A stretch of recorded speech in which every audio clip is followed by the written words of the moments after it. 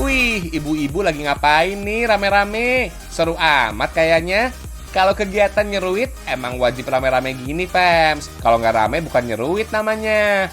Nyeruit merupakan tradisi adat berkumpul dan makan bersama di masyarakat Lampung. Nyeruit biasanya juga dilakukan saat kedatangan tamu atau saat pesta pernikahan dan hajatan lainnya. Sementara seruit sebenarnya nama jenis olahan yang terdiri dari sambal sebagai bagian utama yang disantap dengan aneka lauk seperti ikan dan ayam goreng juga lalapan, Fems.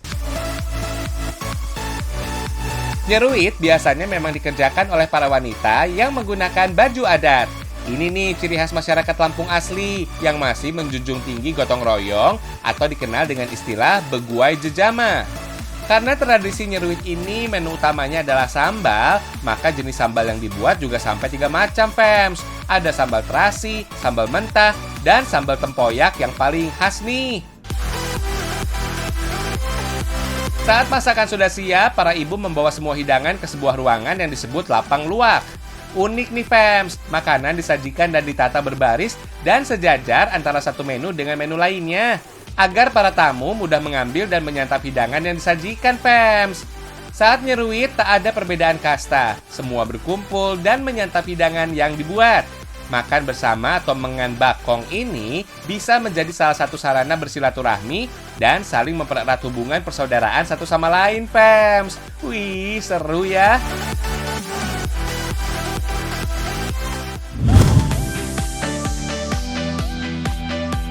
Lanjut ke kuliner khas masyarakat Bokan, Kepulauan Kabupaten Banggai Laut, Fems. Namanya doku kare. Doku atau sotong yang dimasak dengan santan. Yakin deh, bumbu-bumbunya pasti tersedia nih di dapur kalian, Fems.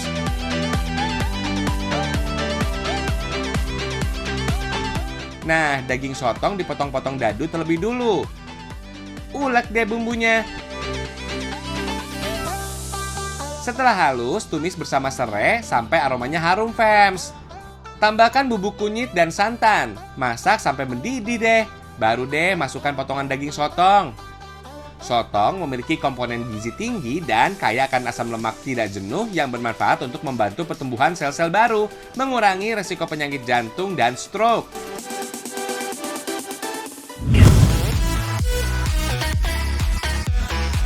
Masih dari Sulawesi, kita cicipi kuliner cakalang kuah Bugis dari Kabupaten Banggai, Fems.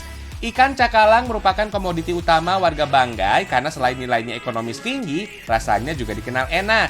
Ikan cakalangnya kita potong-potong, lalu dibersihkan terlebih dahulu, Fems.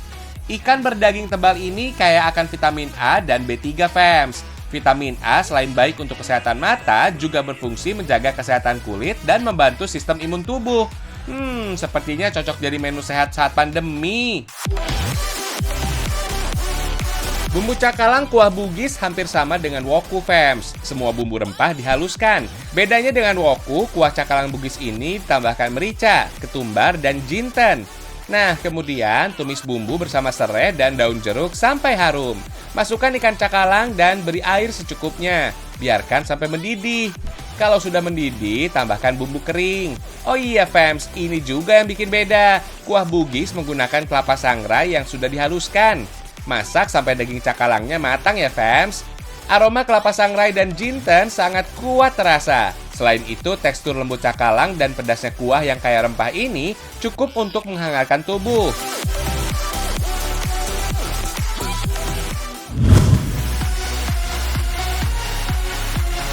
Tak hanya jadi kuliner wajib orang asli Sulawesi, masakan woku khas Minahasa, Fems, ternyata juga jadi favorit banyak orang.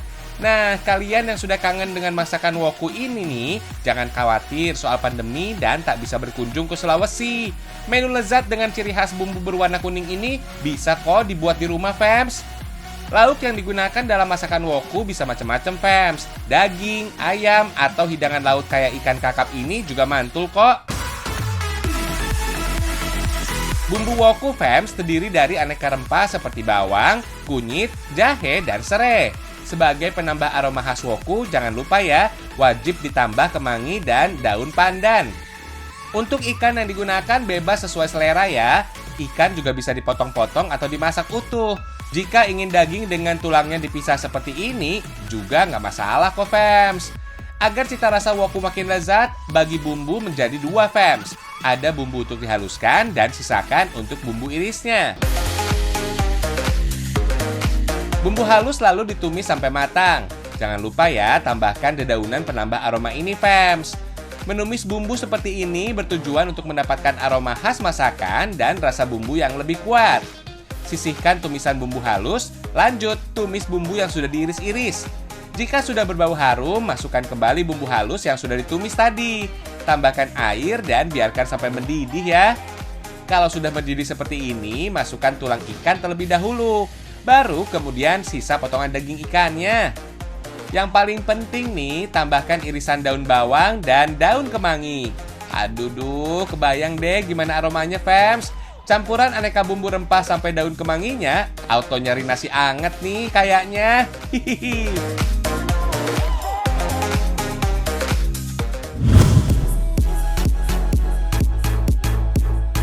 Sajian berbahan hewan laut masyarakat Bokan Kepulauan memang tak ada habisnya. Sekarang kita icip menu tradisional bernama Kulita Sangrai Potil. Bahannya kulita atau gurita laut, kelapa, dan aneka bumbu rempah. Kelapa parut disangrai sampai kering berwarna kecoklatan kayak gini fams. Setelah itu tumbuk sampai halus dan mengeluarkan minyak alami. Terus haluskan cabai, bawang, dan tomat. Potong-potong gurita yang sebelumnya sudah direbus terlebih dulu fams. Fams, gurita memiliki kandungan omega 3 yang baik. Selain itu mengandung vitamin C dan B. Kandungan taurin di dalamnya bekerja sebagai antioksidan di dalam tubuh fams. Sementara kelapa sangrai cukup banyak dijadikan bumbu dalam masakan Indonesia.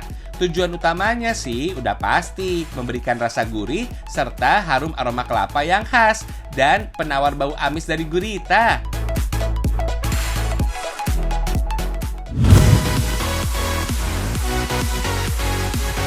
Fams, ada yang pernah dengar sayur lilin? Ternyata ada loh sayur ini. Orang mengenal dengan nama terubuk atau tebu telur. Sejenis tanaman tebu yang dapat langsung dimakan. Masyarakat Banggai, Sulawesi biasa mengolah tumbuhan umbut ini menjadi menu atau makanan rumahan Fams. Tapi sekarang kita mengolah sayur lilin ini dengan beberapa bumbu yang lebih kekinian. Yang pertama ada sayur lilin saus tiram. Pertama-tama kita rebus semua bahan. Ada daging, wortel, jamur, daun bawang, dan sayur lilin sampai matang. Goreng tofu supaya teksturnya tidak mudah hancur. Tumis bawang putih cincang, terus masukkan semua bahan tadi fams. Jangan lupa bumbui dan tambahkan saus tiram. Selain diolah menjadi tumisan, sayur lilin juga bisa digoreng dengan cabai garam kayak gini fams. Sayur lilin ditanam oleh orang Papua sejak ribuan tahun yang lalu loh fams. Di dalamnya terkandung air, fosfor, tembaga, seng, tiamina, riboflavin, dan vitamin C. Semuanya berguna menjaga sistem peredaran darah, pembentukan kolagen, pengatur keseimbangan hormon reproduksi, dan bermanfaat untuk kesehatan, sistem saraf, dan otak fams.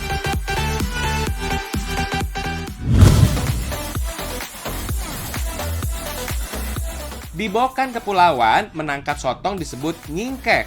Caranya unik fams, nelayan duduk atau berdiri di tengah laut sambil bersandar pada kayu-kayu yang disusun sebagai pijakan. Sandaran kayu ini dibangun di titik ada telur sotongnya fams. Nyingkek sudah dilakukan warga nelayan secara turun-temurun saat musim cuaca buruk, sehingga nelayan tak bisa melaut dengan perahu. Proses nyingkek sangat unik fams. Nelayan harus memukul-mukul kentongan agar sotong keluar dan mendekat. Memukul-mukul kentongan ini dalam bahasa Banggai disebut toki-toki. Percaya nggak percaya, mendengar suara kentongan, sotong di dalam persembunyiannya akan keluar karena insting melindungi telur-telur mereka dari ancaman fams.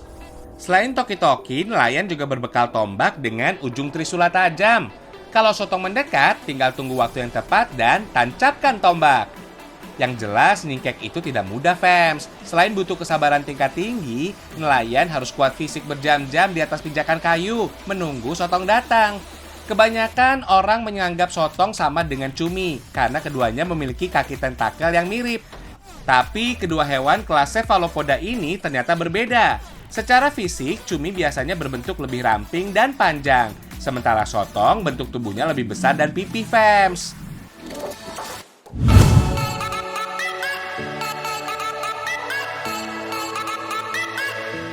Selain ningkek, nelayan Bokan Kepulauan juga biasa memasang perangkap untuk menangkap ikan. Perangkap ikan atau bubu terbuat dari potongan bambu yang dipecah kecil-kecil. Tali plastik dan tempurung kelapa sebagai penutup di belakang, dijalin hingga menghasilkan bentuk bubu. Bubu biasanya dipasang di laut saat sore atau malam hari di kedalaman 2 meter. Untuk memastikan ikan terperangkap, nelayan akan memeriksa bubu keesokan harinya. Lihat fams, ada beberapa ikan yang terperangkap seperti ikan kakatua, ikan buaya, dan ketambak. Mumpung ikan hasil tangkapan bubu masih fresh, kita olah menjadi sashimi ala masyarakat Bokan Kepulauan yuk fams. Hihihi.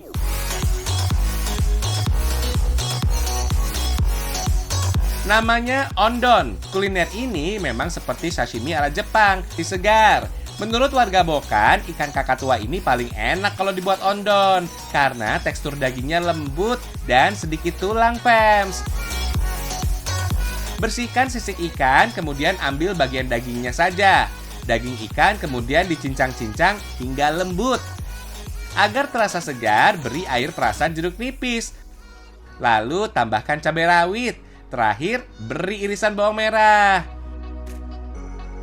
Nah, fams, ondon siap untuk disantap.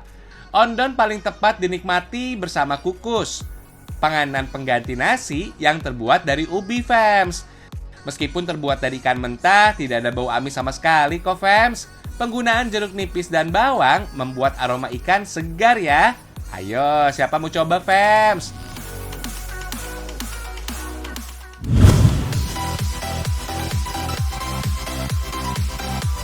Puas dengan berbagai kuliner khas Nusantara, sekarang saatnya menyantap kudapan manis. Kue jejorong dari Pandeglang bisa jadi pilihan, fams. Kue berbahan dasar tepung beras ini gampang kok membuatnya. Tapi nggak perlu jauh-jauh ke Pandeglang ya, kita bagi nih resepnya sama kalian, fams. Pertama-tama, campurkan tepung beras dan air hingga tercampur rata. Buat adonan agak encer ya, fams. Kemudian pisahkan adonan dalam mangkok dan beri sedikit garam. Selanjutnya, buat adonan tepung kanji dengan santan.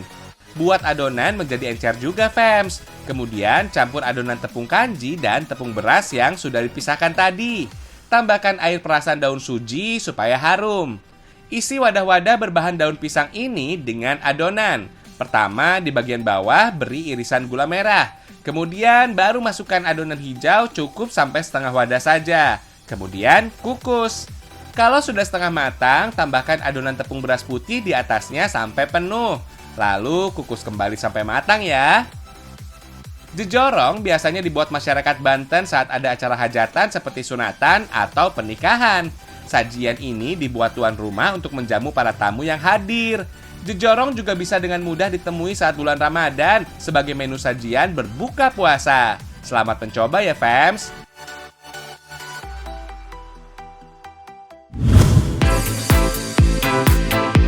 Selain jejorong, penganan yang menjadi ciri khas Pandeglang adalah kue pasung. Bahan membuatnya hampir sama nih, fams. Pertama, kita rebus santan bersama dengan daun pandan dan gula. Kemudian campur tepung beras dengan santan tadi, fams. Buat adonan agak encer ya. Jangan lupa tambahkan kelapa sangrai. Selanjutnya, masukkan adonan ke dalam wadah yang berbentuk kerucut dari daun pisang. Kukus kue pasung selama 20 menit agar matang sempurna. Kue pasung biasanya hanya dibuat ketika ada acara keagamaan, pernikahan, dan hitanan.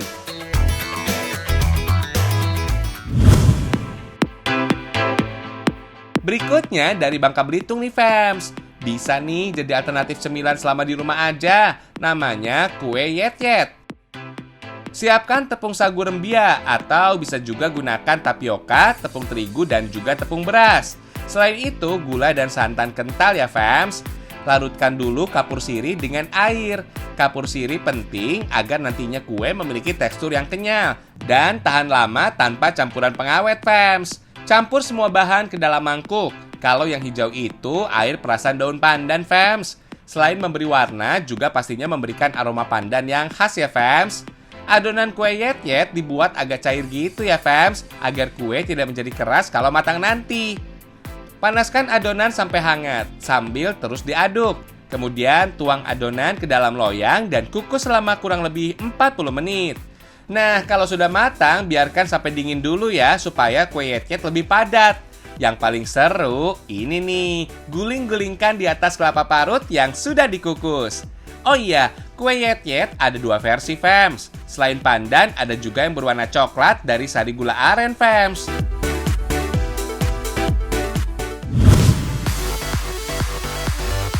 Lompat ke Bali tak akan lepas dari adat dan tradisi. Salah satu tradisi yang masih lestari adalah ritual metatah atau mengikir gigi untuk mereka yang akan memasuki usia dewasa, fams. Peserta upacara metatah harus melakukan sembahyang terlebih dahulu di pura desa bersama kerabat dan para saudara.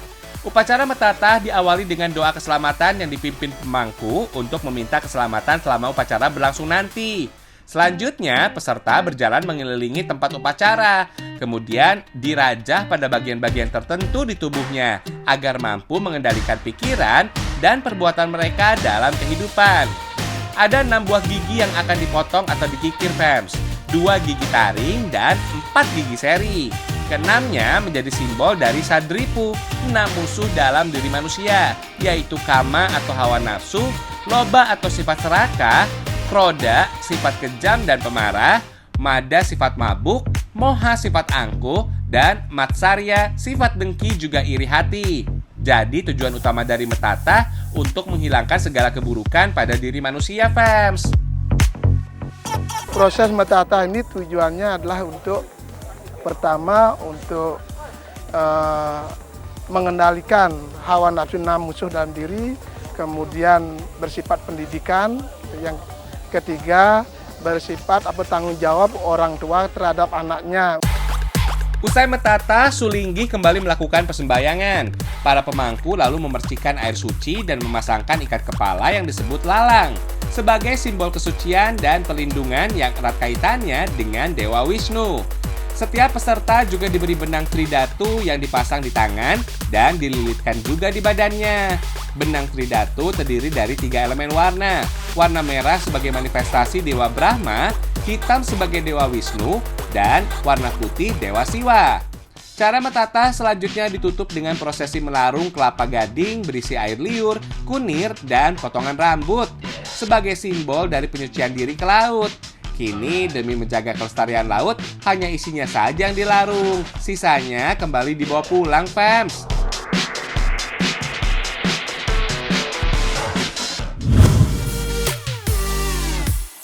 Taman Laut Bunaken memang salah satu wisata tersohor di wilayah Sulawesi Utara. Tapi jangan lupa, fams, ada Teluk Buyat yang pemandangannya nggak kalah cakep. Lokasinya di Rata Totok, Kabupaten Minahasa Tenggara. Meski sempat geger dengan kabar pencemaran lautnya di tahun 2004, tahun 2016 Teluk Buyat resmi dinyatakan bebas dari pencemaran. Kini para wisatawan mulai berdatangan untuk menikmati keindahan bawah lautnya yang menawan. Teluk Buyat bahkan sudah diakui menjadi spot menyelam terbaik setelah Bunaken dan Pulau Lembeh loh. Asyik kan? Sekitar 15 menit perjalanan dengan kapal cepat, kita bisa sampai di Pulau Tulang. Duh, airnya jernih, bikin pengen langsung nyebur aja, fams. Perairan jernih dengan deretan terumbu karang keras yang tumbuh pesat adalah karakter khas Teluk Buyat. Bangunan terumbu karang utama yang disebut Acropora terbentang luas. Begitupun lapis demi lapis karang meja dan karang otak yang nampak jelas dari permukaan. Duh, ikan-ikannya banyak banget, bikin gemes. Apalagi warnanya juga cantik-cantik. Benar-benar memanjakan mata, fams. Beberapa tahun lalu, kondisi Laut Teluk Buyat memang rusak parah akibat aktivitas pembuangan limbah pertambangan emas, fams. Tapi kini, ada 26 titik penyelaman dengan kawasan karang yang eksotis. Para pecinta diving pasti dimanjakan banget nih. Sekitar 3.000 reef ball atau bola karang yang ditanam mulai ditumbuhi karang dengan subur, mengundang ikan-ikan kembali berdatangan. Sekarang, fams, setelah lebih dari 10 tahun berlalu, kawasan Teluk Buyat layak disebut sebagai salah satu surga bawah air perairan Sulawesi Utara ya. Buat yang nggak bisa nyelam, jangan khawatir. Kita bisa menikmati keindahannya dengan bersnorkeling ria di sekitar Pulau Hugo. Salah satu spot terbaik untuk snorkeling, fams. Lihat deh, pemandangannya indah banget kan? Berenang-renang di antara karang dan rimbunnya flora laut, dijamin bikin kalian betah. Jangan cuma menikmati keindahannya aja ya, kita juga wajib menjaganya. Kalau bukan kita yang menjaganya, siapa lagi?